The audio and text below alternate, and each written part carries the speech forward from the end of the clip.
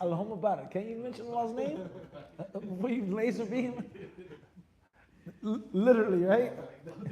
Tabarakallah. If I can say so, what? Myself. Bismillah. Hopefully. Alhamdulillah. May Allah give us better. Ameen. في الدنيا والآخرة. Alhamdulillah. رحمك الله.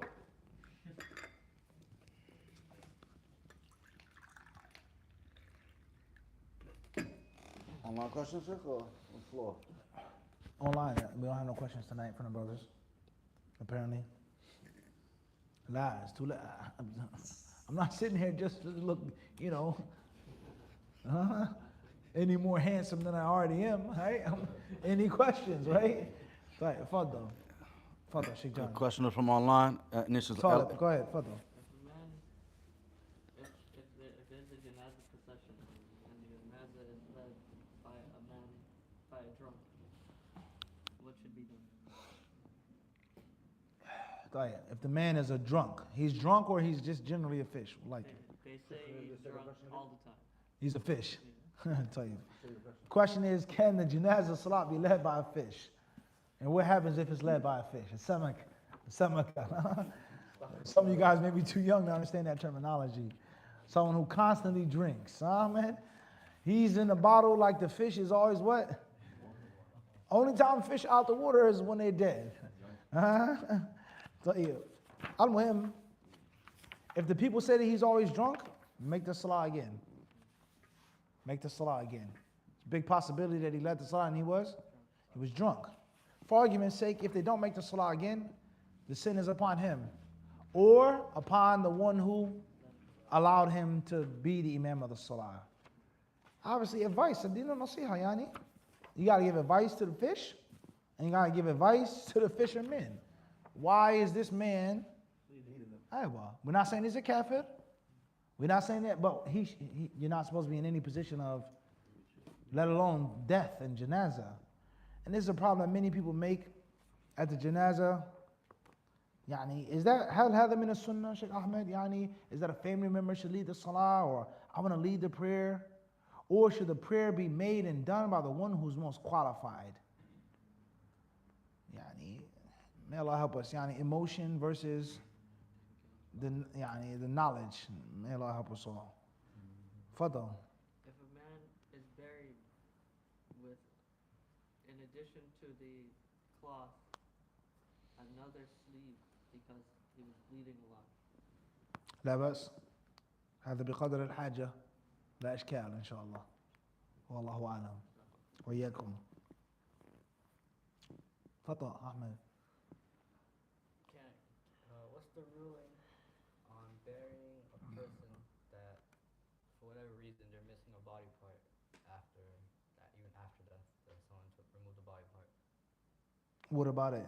So what's the should you try to get it back or just bury them? طيب.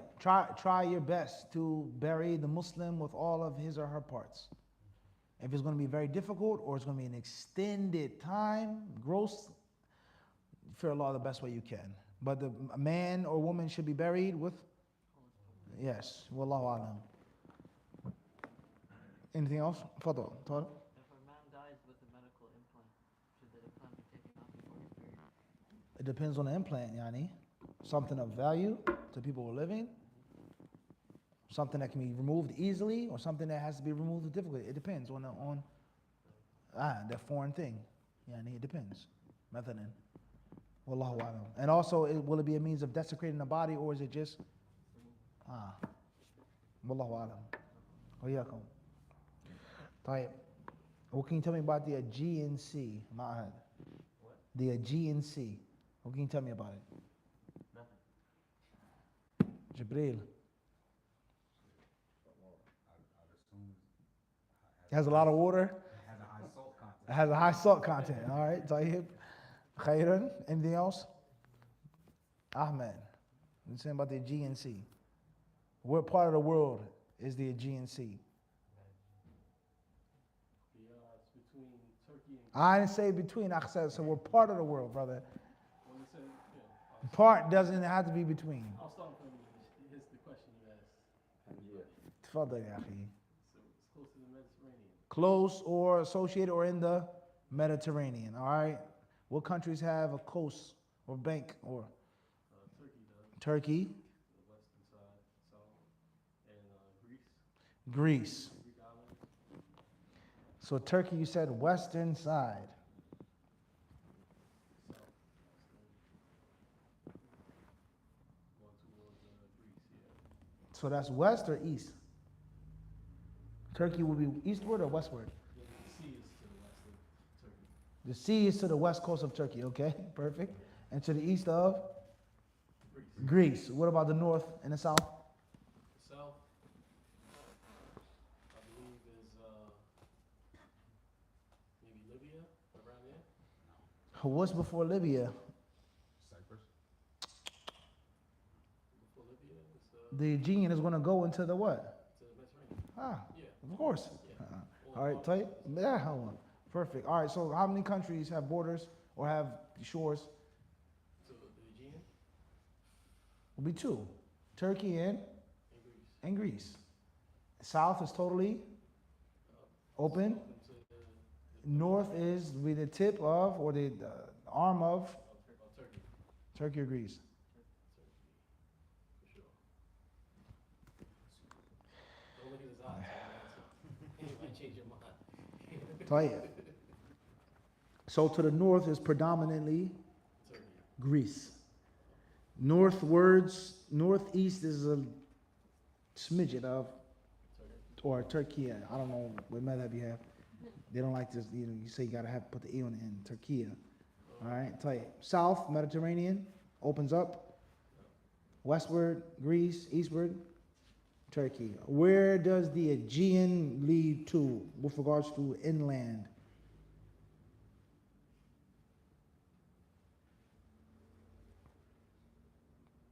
The island, there's another, I don't know, well, obviously, there's island, what country it belongs to, will be what? Not Cyprus, Gibraltar, but something else.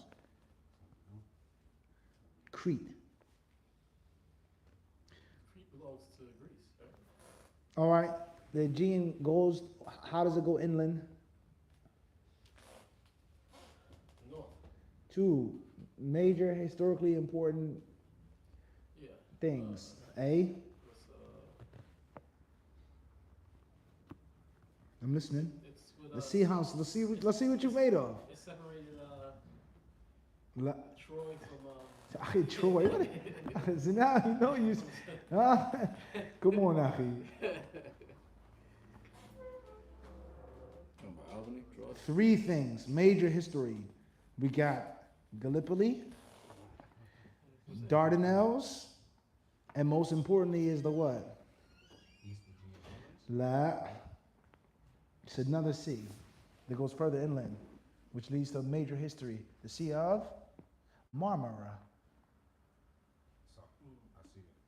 1453, World War I, Alexander. There's tons of history in those three bodies.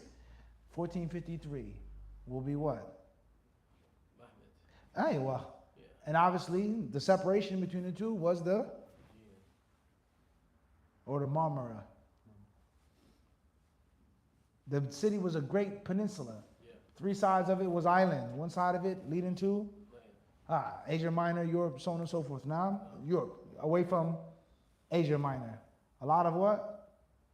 A lot of history in that part of the water. So where's the Bosphorus then? All right, what's the answer, Sheikh Ahmed? This is right up your alley. You should know about the Bosphorus. Come on.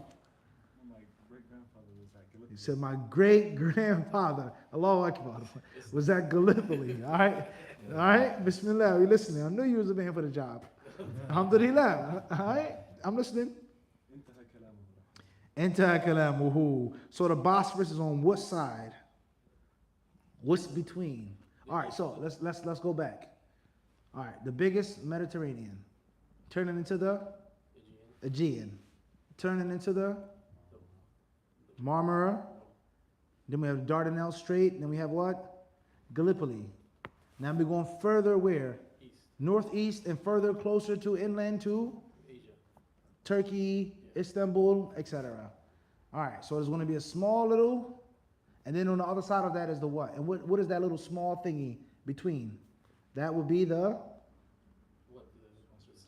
that's the Bosphorus. And then that turns into the, come on, if you do this, I'll give you a prize. You betting, not the Caspian. Nah. Come on, man. Black Sea. Thank you. Thank you. The butterfly. Yep. Nah. You said the Caspian, Yaki. You said the Caspian. That was a So that would be the two wings. The Aegean and the Black Sea would be the two wings, and the little butterfly in the middle would be, Phosphorus. or that little. All right, tight. Barakallahu fikum. Khair inshallah. Fadl Nafis. Constantinople, huh? That's Prophet. Indeed. Fadl. Bismillah, inshallah. History and geography, for sure, is a part of HadithDisciple. And anyone who doesn't know that by now, I don't know what he's been watching. History, geography, these things have always been what? A part of the movement from day one. Fadl. Initials MA from London, UK. There's a rich sister who makes 4 times what I make. Please tell me word for word what to say to let her know just because she's rich doesn't mean I'm okay with being less of a man or a simp. Please tell me what to say in the marriage interview regarding this, and also in marriage, if this problem rises, Clear. I could add. What do I say to a sister that has a lot more money than I or me? I don't want to be a simp or whatever. My sincere advice to you is do not meet the sister. Period. Don't meet the sister. Don't talk about marriage, let alone do not marry the sister, because you already have her. Yeah, it's only going to get worse. Some scholars mention and explain, find us in books of fiqh, mahad, of madhabs, they say is that a man should prefer marrying a woman who's less financially well off as he. And some scholars mention that he should marry a woman who's poor. You should go after a woman who has less money than you. And for obvious reason. Appreciation, gratitude, lack of fighting, so on and so forth. Because the moment, that's the game is what? Is over. Then if you accept gifts and she buy you clothes and socks and underwear, and you're done. Your goose is what? Cooked, yani. If you don't work or you're at home, you're what? Allah musta'an. May Allah make it easy for us all. Protect us from being simps. Fadl. What's the difference between a fossil and a bab? Faslun and a bab. It's a good question. That's your homework assignment. But it's one more thing that you need. Listen carefully. Before bab, fasl is one more piece that there's the trilogy, which is what? Thank you. And then there's a fourth piece, which is what?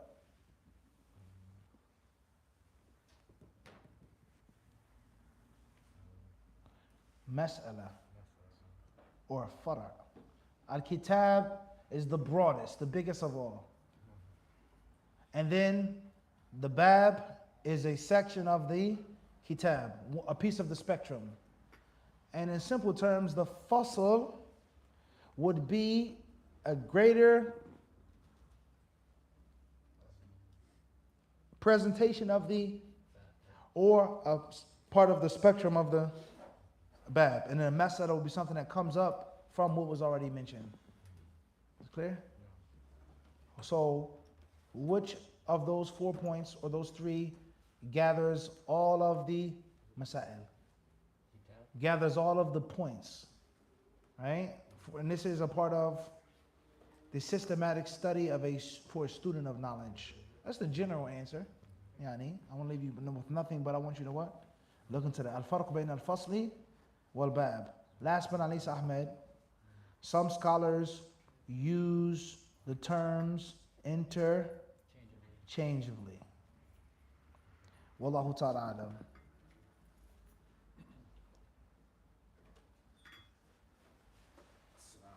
As-salamu alaykum. Wa fikum barakallahu ta'ala. Khalas? We're done? Initials LAY from Seattle, Washington. Should Muslims identify with the star and crescent symbol Should Muslims identify with star and crescent? It depends on how you look at it, yani. You believe in it, that's directly from Quran and Sunnah, that's a symbol or insignia or a logo of Islam, or some Muslim countries that were influential, that were powerful.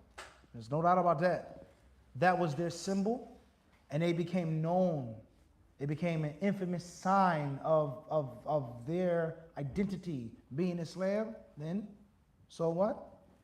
So be it. Yani, you can't just deny the history of it. It's an iconic symbol, yani. That's shak. That's why you have flaky, buttery, soft croissants. Because of that. So the non-Muslims, they knew the symbolism of the crescent. Wallahu alam. This is MW from Toronto, Canada. Please excuse me for this asking. Please excuse me for asking this, but if a husband has a thing for hijabis, is it mocking the deen or haram if he tells his wife when they're doing it to only wear a headscarf or hijab? Also, please excuse me for asking this, but it's a serious question. What if he finishes on her hijab or face while she's wearing it, or any of this haram or mocking the deen? What if she wears the full abaya? Understood. Well, there's no shyness when it comes to learning, obviously. La haya, yani. We know this, many texts from the Quran and Sunnah, the statements of the Salaf concerning not having shyness when it comes to learning and studying and teaching the deen. All right. Secondly, talking about these different things and answering these questions requires some type of maturity. Some type of what? Maturity. It's okay to laugh. Everybody laughs. You smile, you blush, you giggle, but at the same time you have to be mature. It's not our first rodeo here at HadithDisciple. We've been asked questions that were what? 10 times worse. Some people try to, like, how pathetic can you be? That's the best you got? This is the best you got, is to take and cut and paste and clip. Like, that's the best you got? That's the adversary I'm forced to have? Yani, how puny can you be? Ooh, he said this and he talked about this. Like, that's the best you got as an attempt to, like, destroy and crush someone. That shows you how what? Puny you are. Out of thousands, I'm talking thousands of videos, just on one channel, not other channels. That's the best you got. Ya Allah. So, yani, we should try to be mature, inshallah. At the end of the day, if a man has a fetish or an attraction to something, it doesn't mean that it's mocking Islam. A man may say to his wife, you look very beautiful in hijab. Okay? You look pretty in hijab. Many men have said this. Women say this, that the moment a woman puts on hijab, she automatically looks more beautiful, brighter. They're not ready for that, Sheikh. We don't have the maturity for that, for that word. But a man may what? He may say this, and that's not a strange thing. Nur. It's not a totally left field type of thing. You find your wife attractive no matter what she wears. You find her really attractive if she's wearing this. I mean, what can I say? Should you have intercourse like that? Should you have a fetish of finishing your intercourse, reaching climax and ejaculating this? I would say no, for sure. I would say no. And perhaps that could lead to some type of mockery. Perhaps it could lead. Whereas that has become a fetish of non-Muslims to this day. That is a section of what? Of that world. Hijab, what? Such and such. Need we mention? No. Some brothers, you make women with them, they may have what? In their phones, 100, right? La hawla wa la quwwata illa billah. The caliphate of what? Of 100. May Allah protect us all. It's a reality. It's a what? It's a reality. So you don't want to be like them. You don't want to support that indirectly, and that may be pushing the envelope too far. I like you wearing hijab, you're pretty, I'm attracted to you no matter what you wear.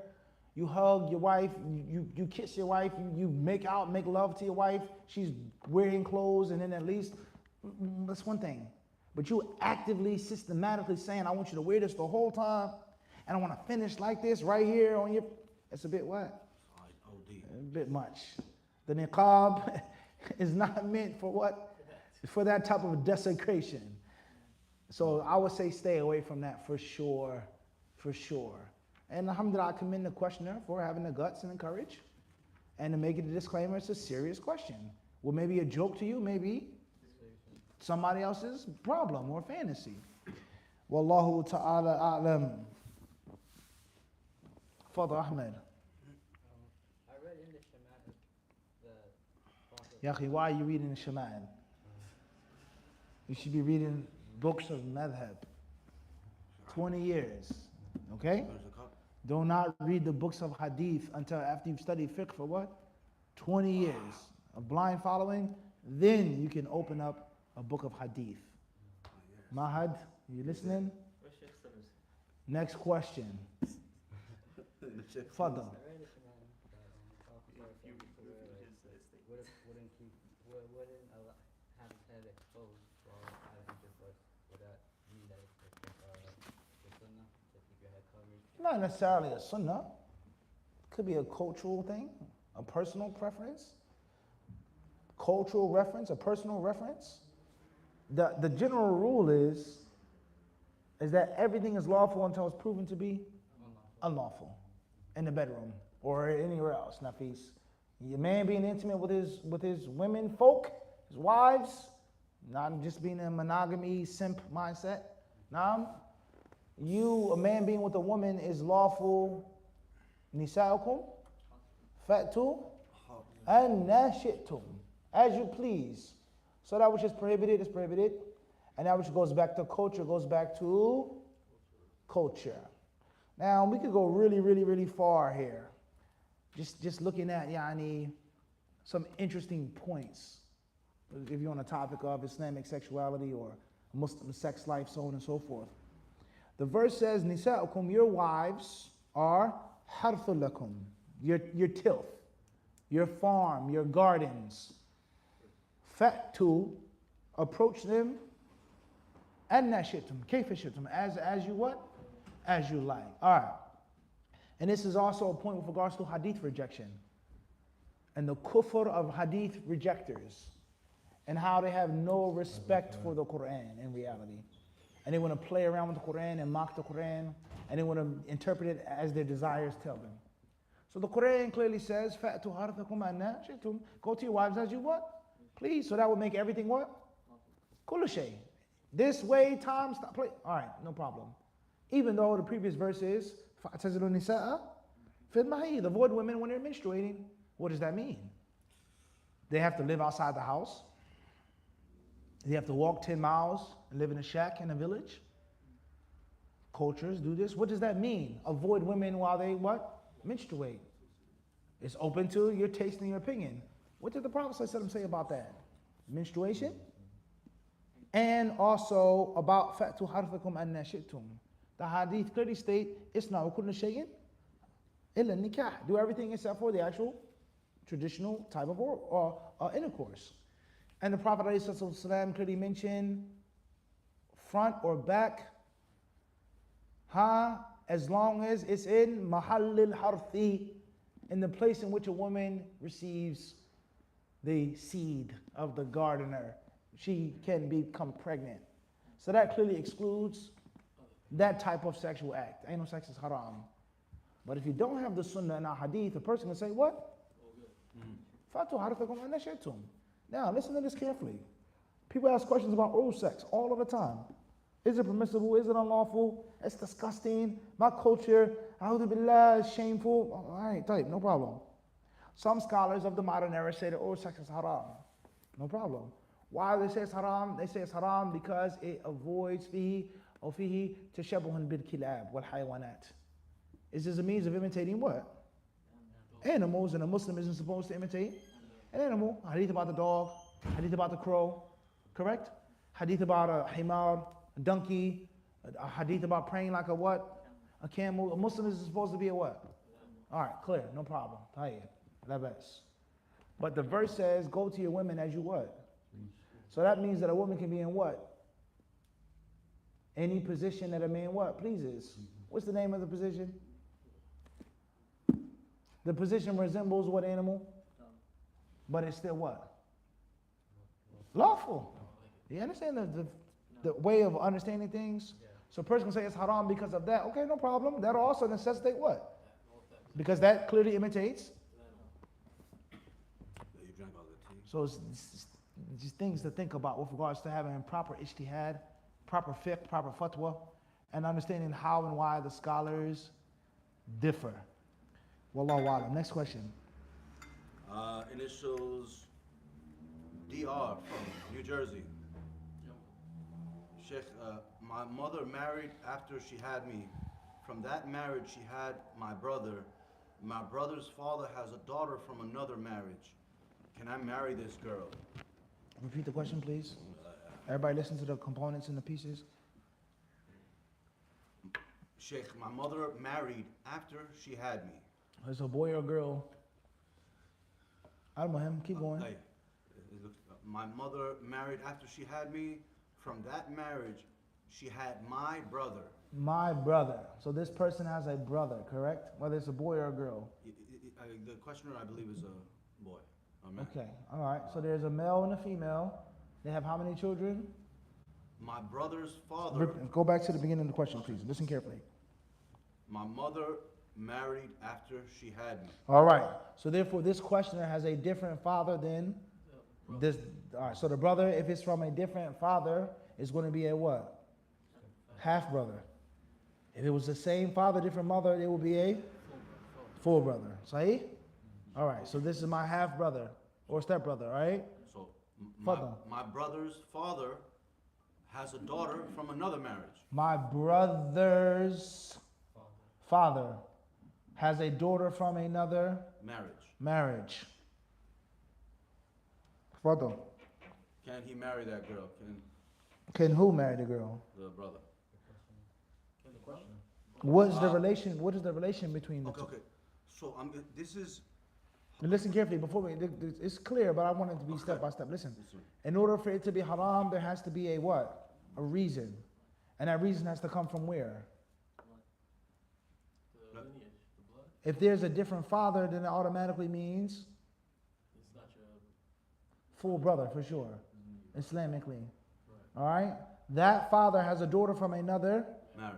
Can he marry the? Who is he asking about marrying now? He want to marry the girl, the brother. The one asking the question or the half brother?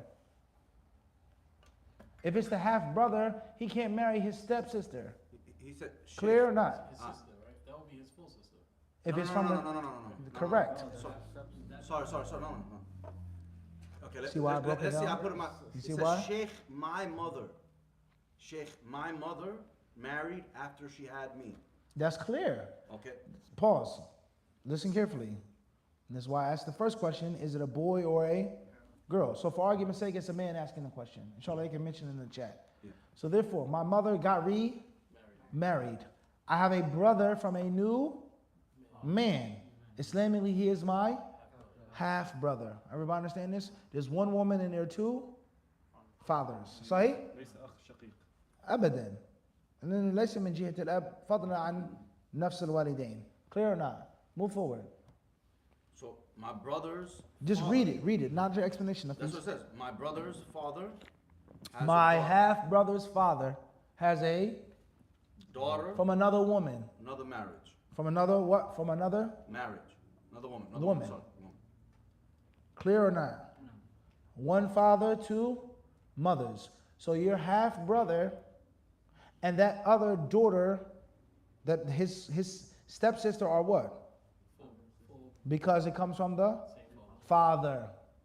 Uqtli ab. Sah wala la? So they're what?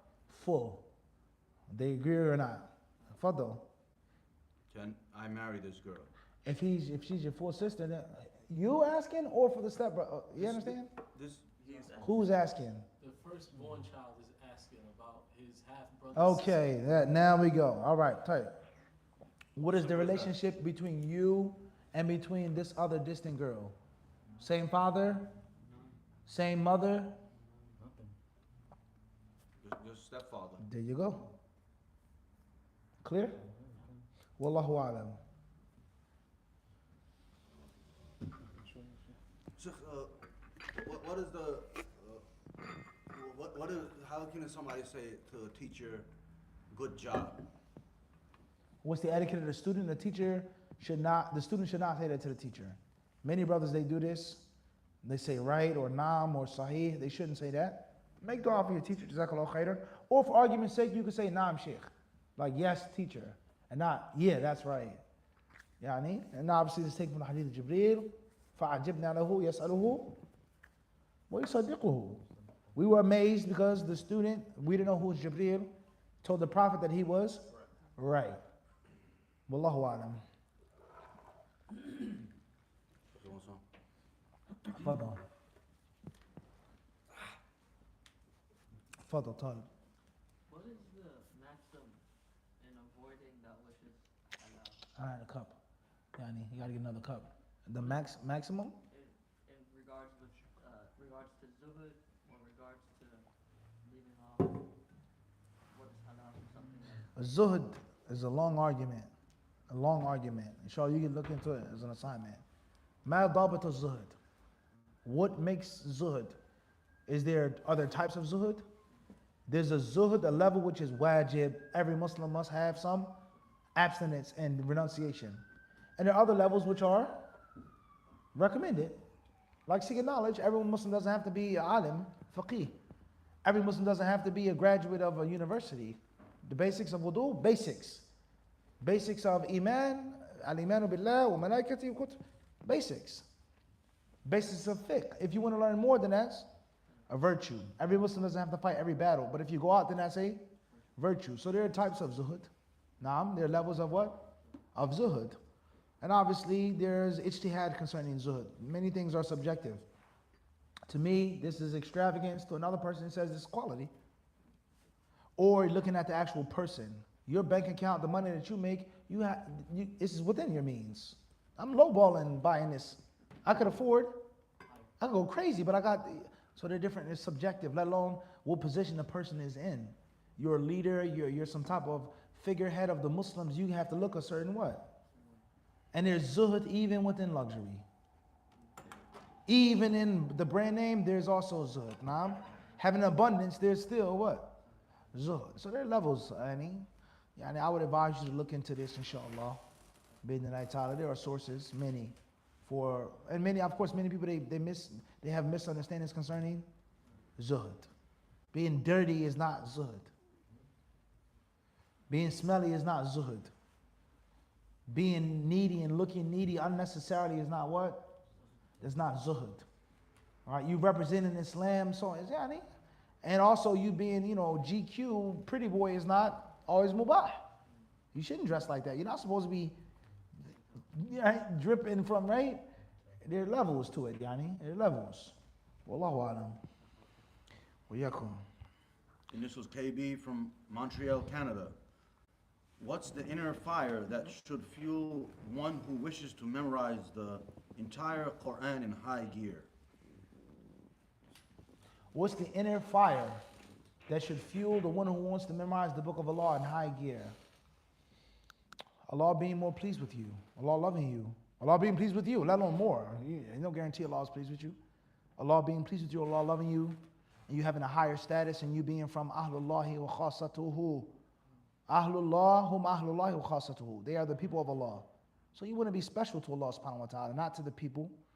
I think that is should be the main burning fire. And of course, much can be said concerning the intentions and seeking knowledge and memorizing the Quran and being called a hafiz or hafiz. Wallahu alam.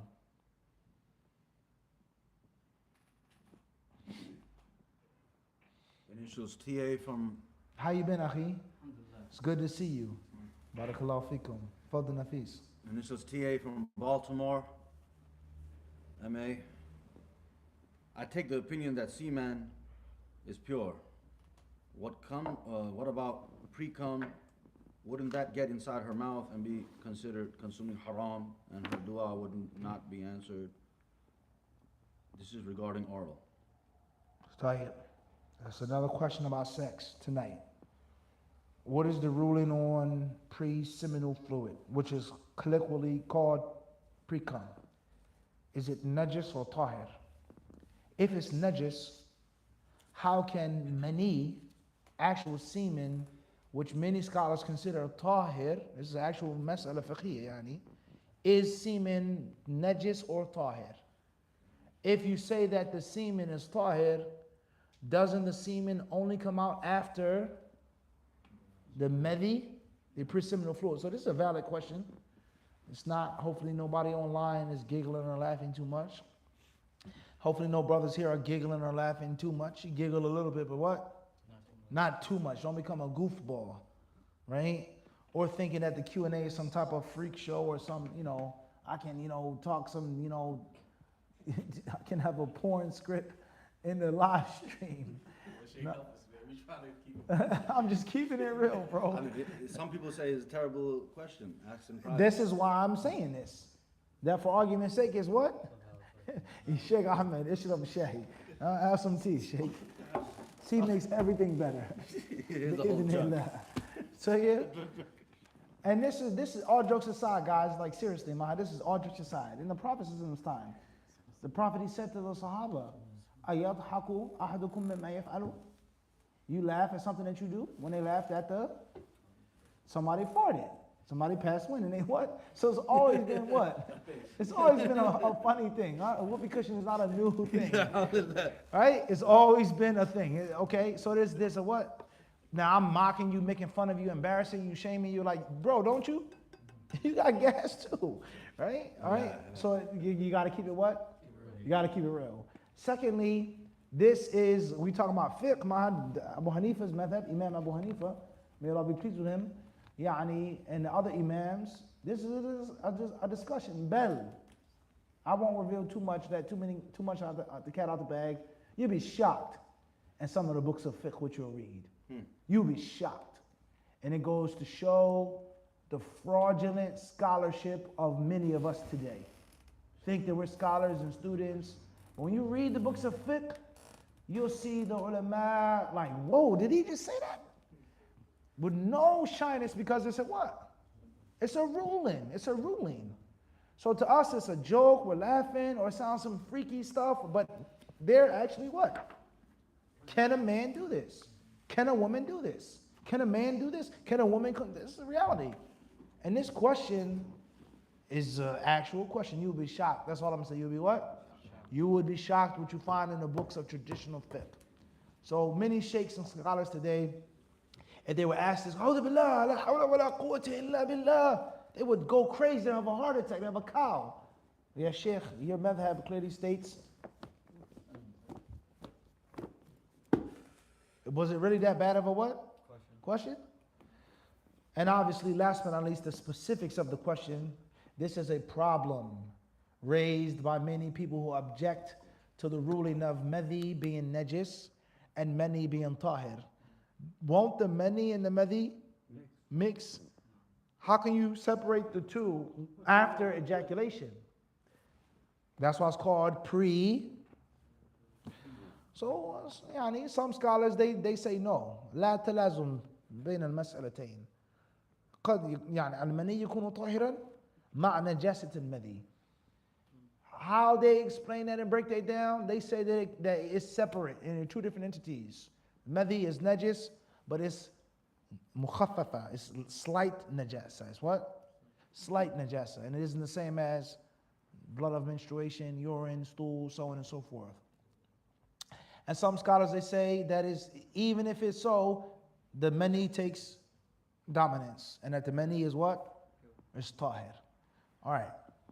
Also, scholars who say that oral sex is haram, this is one of their proof. This is a proof and evidence that they use. They say that it is a means of a Muslim coming in direct contact with najasa.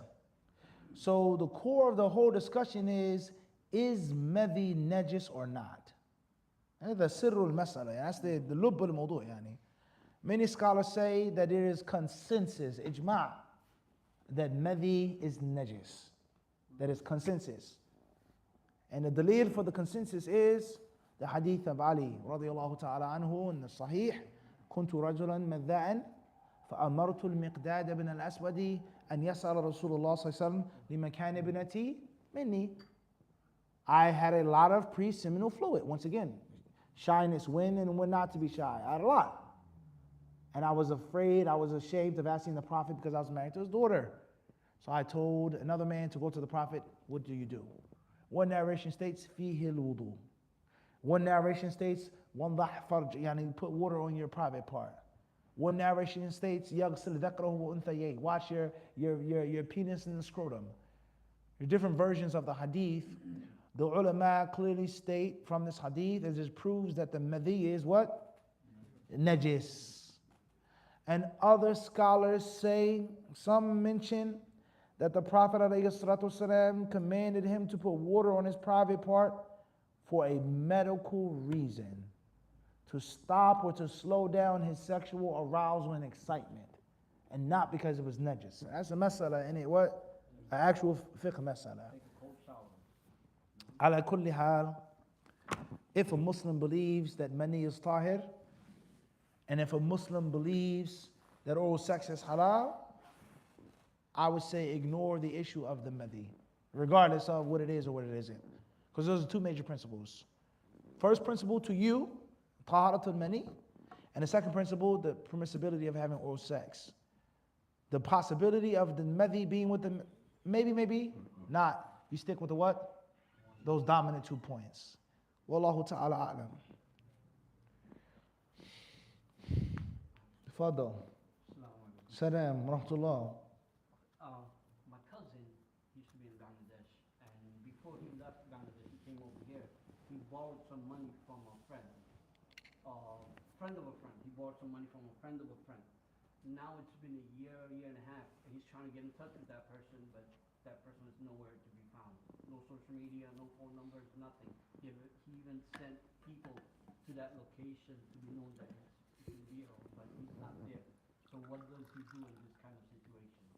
If he can't find him, and the law knows his intention, give the sadaqah. Give sadaqah on behalf of, yes, that's the best thing to do. Wallahu ta'ala alam. What if the person come back around? Say, where's my money? Bismillah. Give him the money. I never told you to give my money in sadaqah. Give me some more time, I'll get it to you. And you get the reward, inshallah, for the sadaqah. Wallahu alam.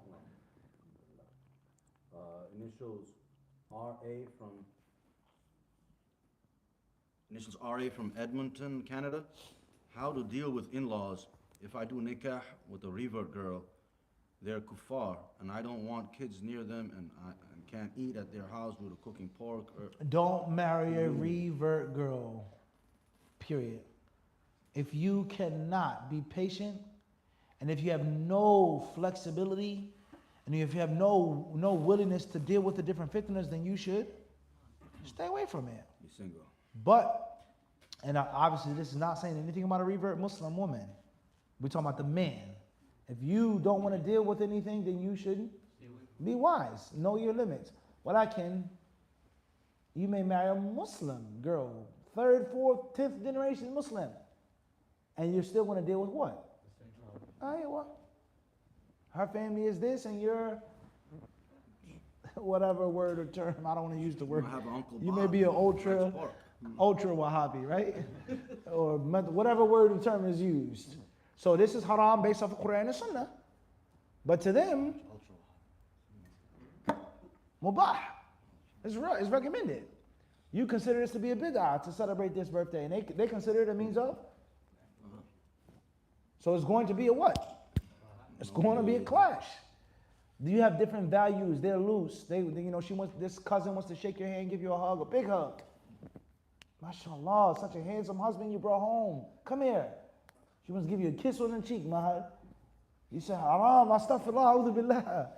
Now you offended the cousin, you offended the aunt, you offended the what? The family friend. Now there's a problem. So all jokes aside, this is a big mushkila that we face as Muslims. And that is it's so much of a disparity between the people's level of knowledge and piety and practice. These Muslims, they're Muslims, but they're totally secular. You come in with a beard, trim the mustache, mushkila. So no matter, the point I'm trying to get across is, even if you don't marry the revert sister, you still want to deal with, but that's the moral. A Muslim restaurant. You go into a restaurant, they're practicing stuff, we don't like, can you turn the thing off? Can we do this? And they're like,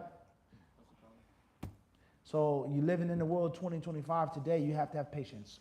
And you must have some I said, flexibility. Flexibility does not mean doing haram, but it means you learn how to maneuver and get out of dodge when you have to. You have to be a little naive. So unfortunately, act like you didn't because you can't. It's not going to work. You go in there from day one, haram, bid'ah. It's going to be a problem. And don't ever forget, guys, blood is thicker than holy water. If you put too much pressure, too much of a strain, the sister, the girl, in most cases, is going to side with her family. I love you, however, that's my mother. Blood is thicker than holy water. Don't ever forget that. It's a rule. And never forget, when you marry someone, you're not just marrying the sister or the brother you're marrying, or what? You're marrying their family. You are marrying the father. The mother-in-law is more of the wife than what? Don't ever forget that. That's sincere advice. We're going to stop here tonight, inshallah. Jazakumullah khairan. It's been a long session. We don't want to go too long. Inshallah, a brief reminder, the 25th of this month, inshallah. October 25th is a Saturday, starting at 3:30 p.m. Bi'idhnillahi ta'ala, we will have From the Wisdom of the Ancients, Volume 1 book release, right here at this masjid, 10906 Manwick Expressway, South Ozone Park / Jamaica, zip code 11420, New York. 3:30 p.m. There will be book signing, inshallah. There will be a lecture, a talk, Q&A session. Man, woman, and child, everyone is invited. Bring your family, bring your friends. No discrimination, inshallah. And the book, FYI, can be read and benefited from non-Muslim. Obviously, inshallah, we're believers, we're Muslims. Of course, it's Islamic, but you can benefit from even being a non-Muslim. So if you have a non-Muslim friend or family member or co-worker, I'm sure they'll benefit and enjoy the book as well. So that's Saturday the 25th. Saturday at 3:30 p.m. right here on the Vanwick Expressway. Jazakumullahu khairan. What are you saying, Nafis? You want to take one more? Tafadal. And this is PA from Birmingham, UK. The Seljuks that ruled Jerusalem, were they Iranian or Turkish or Arab? Right. Let's make an exception to the rule with regards to the Seljuks who ruled Jerusalem. What was their ethnic stock?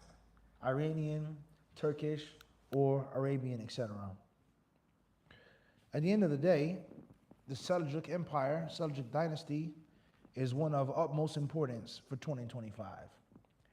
And with all of my love and respect and admiration for the Ottomans and what they did for the world, not just for the Muslims, but the world, the modern world, the Seljuks are often overshadowed. And I don't think that they get their due just mention in history, being the forefathers and the predecessors to the Ottomans and what the Seljuks did for the Muslims and for the non-Muslims. That's just FYI. What was their ethnic stock when they ruled Jerusalem? I don't know specifically, not adri specifically. However, to my limited knowledge, I could be wrong, I'm unaware of the Seljuks being of Arabian stock. I've never read that or heard that. My limited knowledge, from what I've read, they were from Central Asia. That's where they came from. And obviously it's an argument with regards to what does the word Turk or Turkish mean. That's a vague term. Mongol, Turkic, steppe, Iran, so on and so forth, Aryan. That's a long discussion. We start talking about blood and ethnicity, phenotypes, right? It's a long discussion.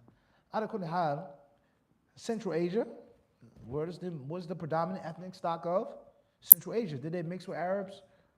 Perhaps. Did they take on Arabic customs? If they're Muslim, they had to, obviously. But does that mean that their ethnicity became Arab? I can't say what. I can't say that. If I had to guess specifically, as you said, Mongol, Turkic, steppe, maybe Iranian. That is a, give or take. And what is Iranian, Yani? It's a country or ethnicity. So, Yani, al-muhim. May Allah help the Muslims, may Allah help us all. It's good to read history. It's important, it's a must read history, but you can get caught on the glue trap as well reading history. And people have their agenda when it comes to history. If someone is racist, they're going to interpret history, in most cases, from a racist perspective. If someone is a supremacist or this or that, everyone is going to claim the hero or the victor was. And at the end of the day, we've lost the goal. All right? And this is perhaps one of the reasons why these different dynasties fell and why the Muslims, what happened. The Turkish people cannot be leaders of the Arabs. No problem. The Arabs must be independent. Look what we have now, right? Unfortunately, the Arabs can't lead us. Look, so it's, Shaitan is busy. That's the end of the moral of the story. Shaitan is very busy. May Allah help us all. وسبحانك اللهم وبحمدك اشهد ان لا اله الا انت استغفرك واتوب اليك.